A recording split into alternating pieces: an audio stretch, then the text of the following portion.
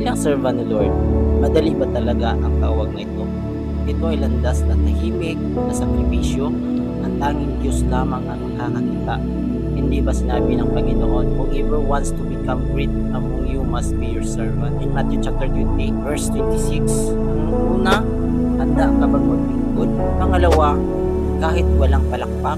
Pangatlo, kahit walang pagkilala. At pang-apat, kahit pagod at luha lamang ang kapalit.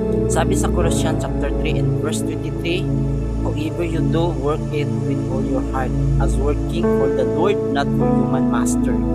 At ito ang susunod na tanong, marunong ka bang makisama? Kaya mo bang manatiling mahinahon kahit ang kasama mo ay mahirap mahalin? Sabi sa Colossians chapter 3 and verse 13, bear with each other and forgive one another. Kaya mo bang umunawa kahit ikaw ang nasasaktan? Kahit ikaw ang tahimik na umiiyak? Sabi sa James chapter 1 and verse 19, everyone should be quick to listen, to slow to speak, and slow to become angry. Kapag ikaw ay naghihina, saan ka tumitingin? Sa sarili mo ba? O sa salita ng Diyos?